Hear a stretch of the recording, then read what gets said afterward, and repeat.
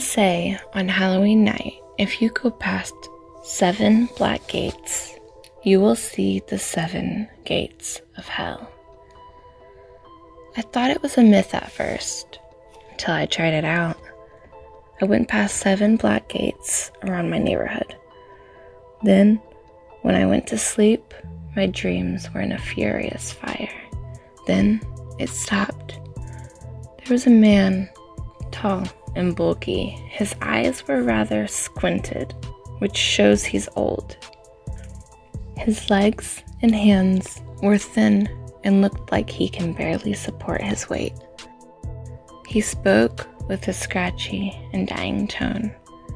He said, "Imoglu ot et nivs seteg for ile." He chuckled and opened the gate. My whole body became numb, moving on its own as I could not fight it. Struggling did not work. I gave up trying to fight and struggling. Without control, I went past the first gate. Gate 1. I saw fire showing the corpses that were horribly mutilated, desecrated, and burned. They were sobbing so loudly that I couldn't hear the crackles of the fire. One came to me with one eye and bullet holes all over him. He said, "We are the desecrated corpses who did not get a proper burial. We are to stay here till the judgment day." I went past him into the second gate. It was in a building. Gate 2. I was in a dungeon. There were people tied up, screaming in pain.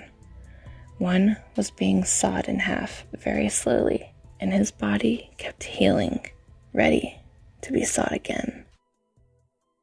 One was in the Iron Maiden, with the door being closed and opened, and the body looked as normal as ever. A man in an executioner's mask said to me, "We are the tortured by our own devices." I went past him to the exit. I walked to the third gate. Gate 3. This time, I was in a forest. This time, it was silent, except for a few yells. There was a man hanging from a noose. Another one fell off a cliff, reappeared, fell off again. I was running away from what I saw was a horribly burned woman chasing after me. I already knew what this one was. These were the people who committed suicide. I ran into the fourth gate. It was in a palace. Gate 4. I was in there. I saw emperors, politicians, and really wealthy people. An emperor was being gnawed on by lions. When the lion ripped a limb out or slashed him, the part grew back. A politician was being beaten by what looks like shadows in prisoners' clothes. A man in a suit came to me and said, "We are the corrupted people, the people who used our powers to help ourselves, not the people." I walked to the next gate, the 5th. Gate 5. I was in another room. There was a man tied up on a bed, lashed by floating spiked leather whips. A woman was being burned by a lighter, but her screams and cries were muffled by a cloth that was used as a gag. A rather large man came up to me and said, "We are the rapists and the sex offenders paying for our crimes on earth." I ran to the 6th gate. Gate 6.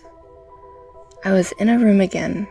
I saw a man and a woman being stabbed, their wounds healing almost immediately. Another person was being buried alive, and another being hit and jabbed with a floating metal bar. I knew who these were. They were the people who were murderers being harmed the way they killed their victims. The exit was the 7th gate, the final one. This nightmare is almost over. It's almost over, I said to myself. Gate 7. I was outside. There was a man wearing a shroud over his head coated with explosives. He blew up, regenerated, and blew up again. Another one was being beaten, stabbed by sharp metal objects, and burned by torches, lighters, and matches. They were held by people who looked like shadows. One of them came to me and said, "They are the mass murderers, the terrorists and suicide bombers. I am a shadow of one of his victims, beating him and taking revenge for killing us on Earth." I ran to the exit. When I woke up in the morning, I became horribly scared. The images of what I saw ran through my head. In fact, that was all I was thinking for a whole year. It became Halloween again. I didn't dare to go outside at night. I just went to bed. It took me a while to sleep. When I did, I was in front of the first gate of hell. There was a teenager, like me. He was staring at me.